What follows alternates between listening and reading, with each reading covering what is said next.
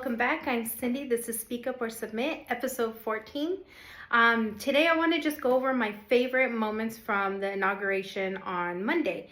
And I got to preface this with saying that I am what you would call a Trump convert. Back in 2016 and throughout his presidency, I was somebody that was fooled by the media. So I believed the rhetoric that they pushed, the snippets of comments that they took out of context, the basically just straight up false reporting of what was going on while he was in his presidency. Now, I'm also going to say that I don't find Trump to be the moral example for all human beings. I am sure that he is deeply flawed, I'm sure that he is deeply flawed, just as we all are. I no longer believe that he is the villain that they paint him out to be. And oftentimes who the government and mass media are pointing out to be the villain is usually not. And the villains are actually in hiding. And I think we can see that by the fact that there has been an utter silence by the media and Hollywood on all of these accusations against Diddy, even though we saw a video of him beat the crap out of his then girlfriend Cassie, or Harvey Weinstein or Epstein. I mean, where is the outcry for that? I just don't understand. And so I was somebody that I believed all the rhetoric. I thought Trump was a racist. I thought all these things. And over the past 3 to 4 years, probably more like 3 years or so, is when I've actually done the work to become more informed and read and learn about what is going on, about how information is twisted and manipulated, and form my own opinion. And so my opinion led me that when it came to this election, that I was voting for Trump. I did vote for Trump. And so with that, I just want to share my top moments. The first moment is when he is just a savage and basically talking crap about the current administration right in front of them. And I laugh because most people don't have the courage to do that with their adversary right next to them. I love how the camera cuts to Biden and to Harris, and their faces are hilarious because what are they going to do? They're not going to be smiling or clapping, but then they also can't be frowning up there. And to have to just sit up there and eat and listen to somebody tell you that you've been ineffective for 4 years. Now, Biden, I don't even know if he knows what's being said about him, right? He probably isn't even aware of what's being said about him and his administration. But Harris, she totally knows. She's fully aware of the context of his comments. For many years, a radical and corrupt establishment has extracted power and wealth from our citizens while the pillars of our society lay broken and seemingly in complete disrepair. We now have a government that cannot manage even a simple crisis at home, while at the same time stumbling into a continuing catalog of catastrophic events abroad.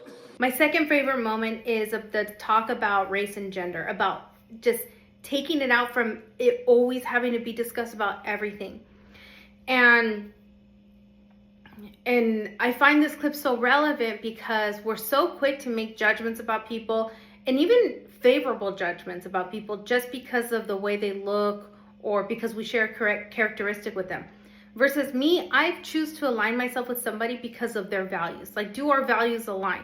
Do we care about the same things? Do we have the same beliefs in terms of, honesty and truth and integrity and compassion? Not, are you Latina? Are you female? Are you Puerto Rican? Are you Mexican? That is not something that is going to align me with you. I think I've said this before and I'll say it again. We may look alike, but we can be totally different and have the completely different set of values in how we go about conducting ourselves personally and with others.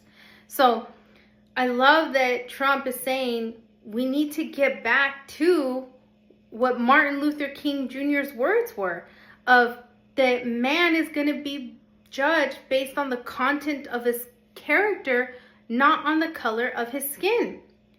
And it's like, how did we go so far that fighting for civil rights to always thinking about the color of your skin, always thinking about those traits, those immutable traits that we carry? This week, I will also end the government policy of trying to socially engineer race and gender into every aspect of public and private life.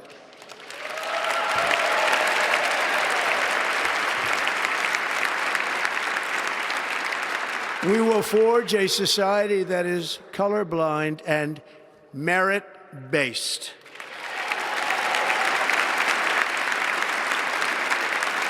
As of today, it will henceforth be the official policy of the United States government that there are only two genders, male and female.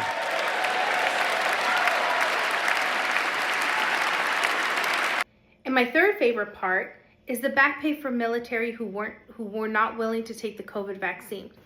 I come from a military family. My dad was a Vietnam veteran in the Marines. My cousin recently retired from the Navy. I have a nephew that he's currently in the military, and they have to sacrifice a lot and give up a lot in order to be in the military. And I'm always grateful and appreciative for anybody who does that and who serves. And so for somebody who wasn't willing, you're going to kick them out and put that stain on their record. So I am so grateful that he took this action, that allowing people to, quote unquote, my body, my choice, right? Except for when it comes to vaccines, but allowing the military personnel that they decided to not take the vaccine, that they are going to receive full back pay. This week, I will reinstate any service members who were unjustly expelled from our military for objecting to the COVID vaccine mandate with full back pay.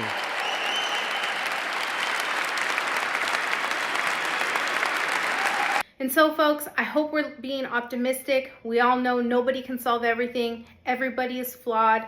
Republican, Democrat, Independent, it doesn't matter. Black, white, Christian, atheist. We are all humans at the end of the day, and we're all capable of making mistakes. I think it's in our best interest, though, do we try and give somebody the benefit of the doubt, and let's see where they go with this. I hope you enjoyed this.